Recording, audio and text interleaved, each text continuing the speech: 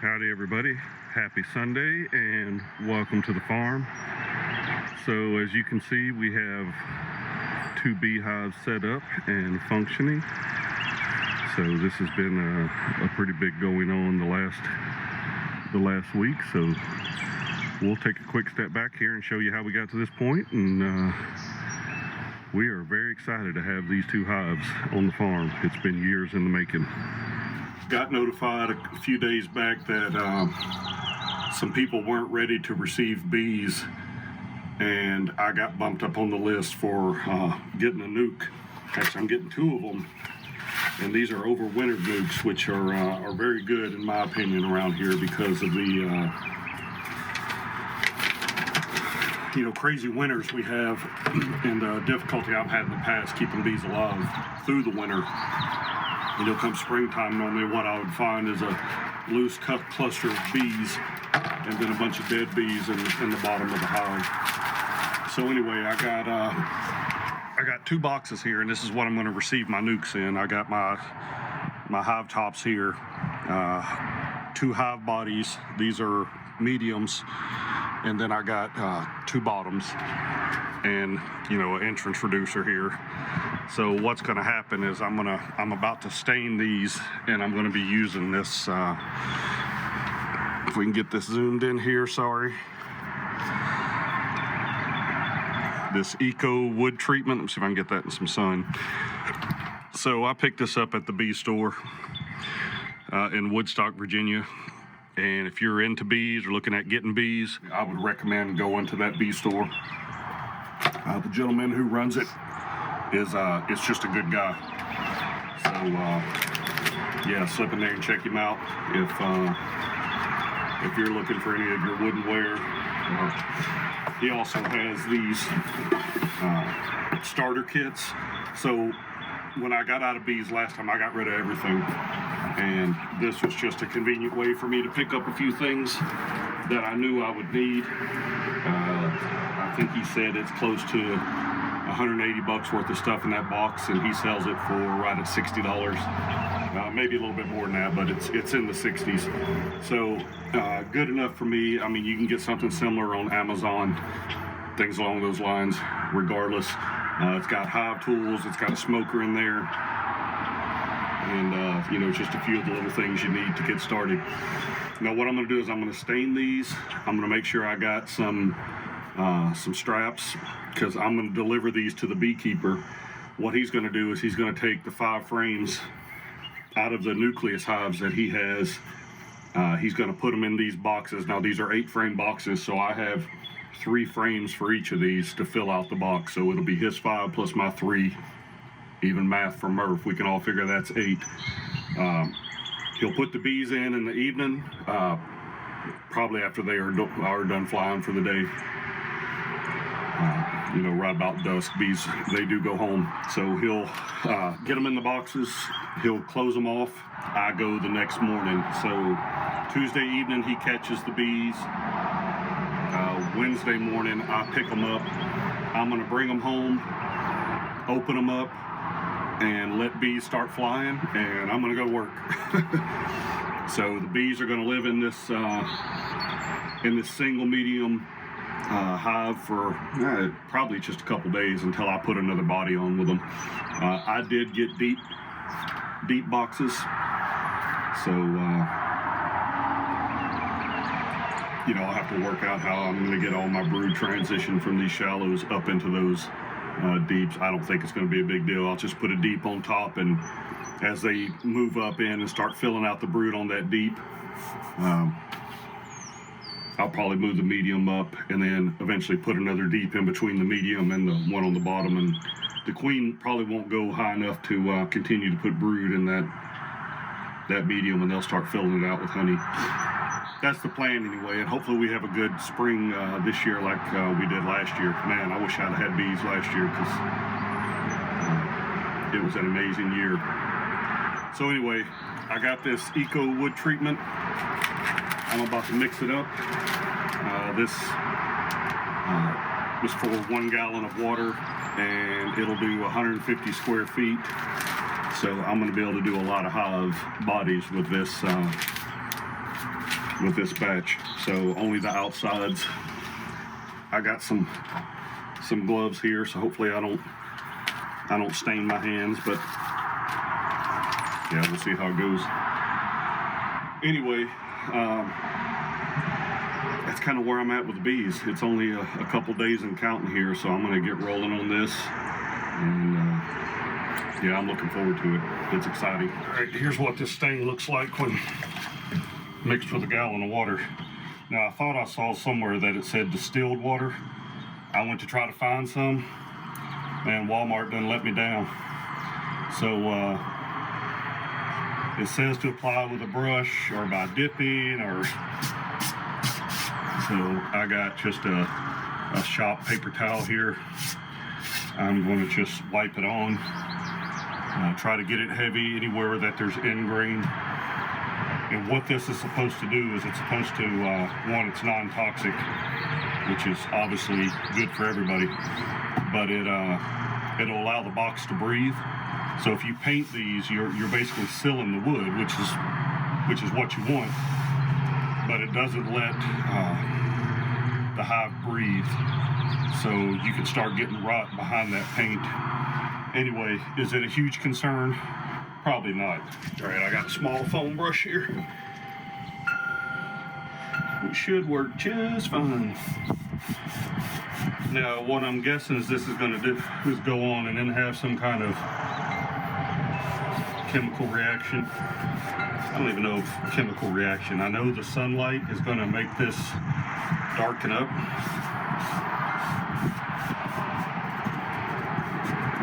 Which is all good. It's definitely going to get some sun where it's going to be sitting.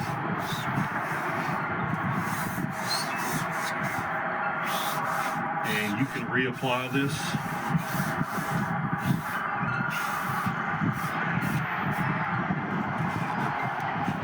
So, you know, I can go out with just my brush and bucket here and hit the hive again and not have to worry about, you know, the bees being in there spraying spray paint, you know, out there with rattle cans or something like that, trying to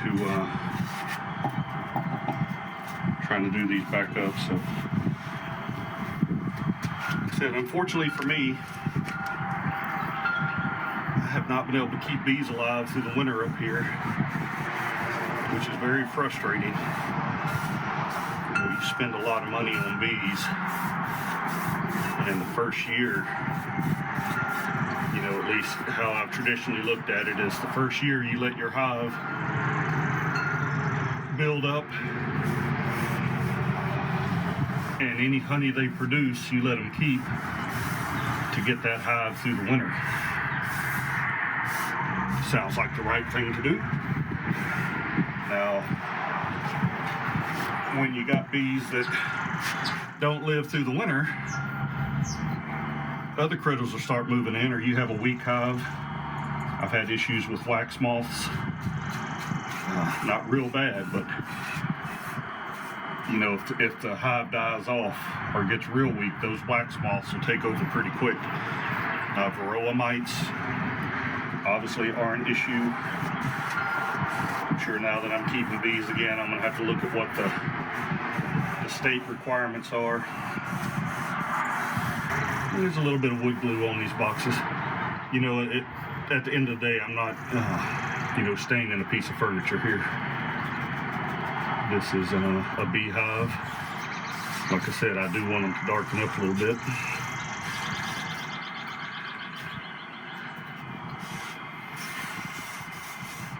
If I use more of this than I'm supposed to. Whoops. Now, I'm not trying to do the inside because the bees will come in, and as these boxes sit, they'll fill this in and they'll seal off this hive. Like the lip where your frames sit, your frames will be stuck to the hive, the whole 9 yards. That's why you have your hive tools and other things when you go in to do your hive inspections. And as a, you know, if you're interested in beekeeping, you got to remember, you're a beekeeper, not a bee owner. So you can't just buy bees and expect them to be okay. You have to actively manage that hive. Now, will bees live without our help? Yes. But, there's ways we can help that hive be successful, by keeping an eye on it and managing the number of bees in a hive. There's ways that you can do splits and things along those lines to keep your bees from getting overcrowded. Because if they feel like they're overcrowded, they'll tell you. I mean, there's signs they're going to show you, and one of those is they're going to start making queen cups and preparing to swarm. And that's an opportunity for you right there to split your hive if you see it coming and are actively managing your bees. So they may make several queen cups, and then if you're not watching, your existing queen will take off with at least half of your hive, third to a half. I mean, she'll take a lot of bees with her, and they'll go find another place to live, or some other lucky beekeeper will catch your swarm and get it into a hive body, and we'll start growing out new bees from your bees. Now, I bought one of the first package of bees I ever bought. So the first lesson I learned was never just do one package. Because if you do have issues and you have two hives, you can work with the two hives to help correct one if there's an issue. Well, we had a good spring, and that hive swarmed when I didn't expect it, and I wasn't ready for it. So I called a guy, and he came over and caught that swarm. And as far as I know, that hive is still producing bees for him today. Now, the queen that they made and come back into that hive, and it didn't make it through the winter. Next year I bought bees. They didn't make it through the winter. I did get a little bit of honey out of those because one of the hives had a queen problem, and I caught it early enough to do some management. We just couldn't get the hive strong enough going into winter, so I did take the honey that was on that hive, extracted what I could in my kitchen sink, and we made the most of it. So it was there's lots of lessons to be learned when it comes to beekeeping. I'm not an expert by any means. Yes, I've been to bee school, and I have had and probably still have mentors. I've known people who do this professionally. I do not. I know people who got into this out of morbid curiosity and have done amazing with their bees. So it is a fun hobby. Recommend it for kids. Once again, make sure you got the proper safety stuff, because getting stung by bees is no fun. They say it can be good for arthritis and stuff like that. But I'm not a doctor either. Did not stay at a Holiday Inn Express. None of that stuff that should have you believing that I know what the hell I'm talking about. I'm a freaking pig farmer. Know what I'm saying? So yeah, this is interesting stuff. Definitely not going on like I thought it would. But I'm definitely curious to see if it's gonna darken up like they say it will. I'd like to see this end grain soak in a little bit more of this.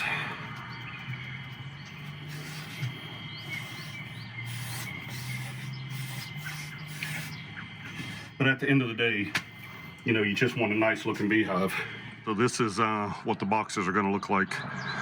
One medium frame high, and bottom board, top top cover. So 8 frames. This is what the bees will come home in Wednesday morning. So another thing that's new to me with bees this time are, well, I'm tossing them around here, are these plastic frames. So I went up to pick these up the other day, and for the deep boxes I got wooden frames, but for the mediums he had these plastic ones. Now he did say the plastic frames were cheaper than the wooden ones, so I don't know what the ins and outs are. To be honest, I couldn't tell you exactly what I paid for these, but they look like they're well made.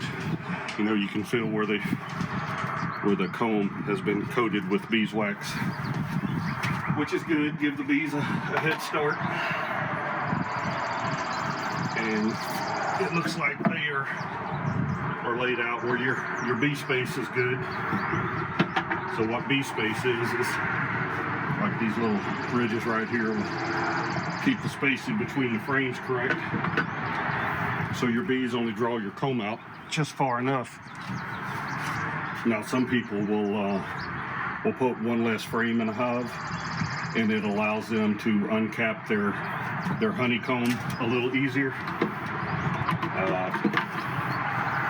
You know, honey isn't my main driver. Yeah, it'd be nice to get honey, and I'm sure we will. But you know, that might be something I'll look at down the road. But for now, traditional setups, you know, the Langstroth hive, you just can't go wrong. They've been keeping bees like this for a long time. Now people are getting into the top bars and all that stuff, and I'm not going to knock any of that either. I've actually looked into it before. You know, it's an approach. So there's lots of different ways to do this, and you know, this is a standardized way. Now, what I didn't ask my bee provider when I told him I wanted to buy a nuke from him is what size nukes he was producing, or I would have never got the deep hive bodies. I would have went ahead and bought 6 mediums instead of 2 deeps. So it would have been 3 mediums for each hive instead of the 2 deeps for my brood chambers. But you know, I pulled the trigger because when I worked with him years ago, that's what we used to do, and I guess he's moved on, and here we are. So, all right, got the hives loaded up, ready to go over. I got an individual strap on each one. All right, well, I apologize for not filming the pickup.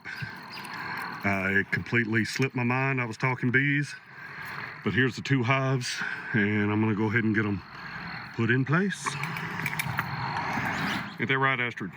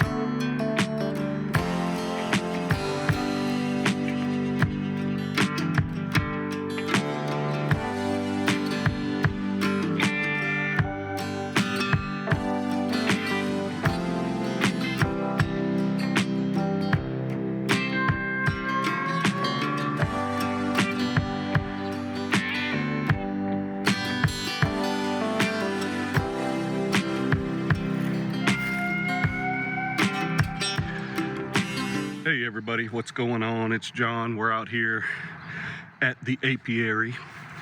So where the bees are sitting right now is not going to be their final place here. I think I'm going to get them off to the left, right up over in here. And you know, I still have to build them a more permanent stand for the hives to sit on. It's not going to be center blocks and who covered 2x4s. But what I did today is I put a deep super on each of these. Now this one has no frames inside of it. What I did is I left the top cover on top of this medium frame, and basically the top cover's solid, and it has probably a 3-inch diameter hole in the middle of it. And I have a mason jar full of sugar water sitting there that the bees can feed on. Because that hive on that side, that colony, was a little weaker than the one on the right. Now the one on the right, I added a deep super, as I just point way over there like I'm going to hit the home run or something here. So got a deep super on that one, and it has 8 frames in it. Brand new frames, not drawn out. Now that was a stronger hive, and what I'll do is I'll come back in a couple days and check those bees and make sure they're starting to work up into that deep and draw that comb out. Now, one thing about these boxes is I don't like how the frames set in there. I think there's a little too much space, a little too loose, but we'll see as they start drawing those out how they look and all that. But in the next couple weeks, I'll get a frame built out and probably some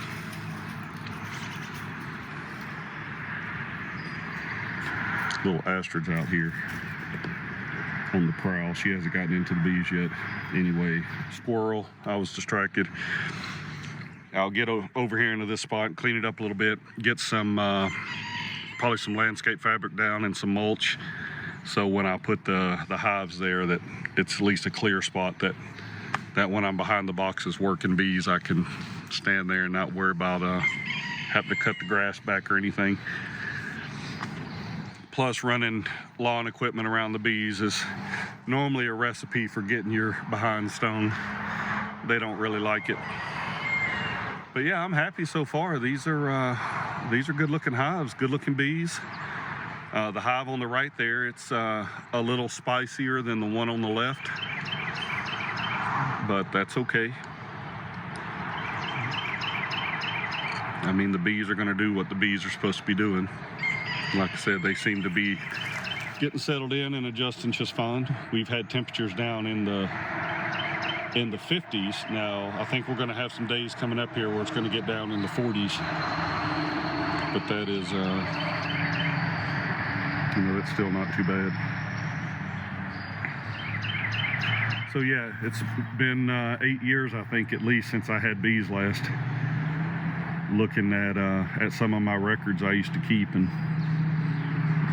so it's been a while. I won't say it's like riding a bike. I mean, these are these are living things, and I mean, it ain't rocket science. I'm sure I can still read a frame, and I like watching bees, seeing what they're bringing back to the hive.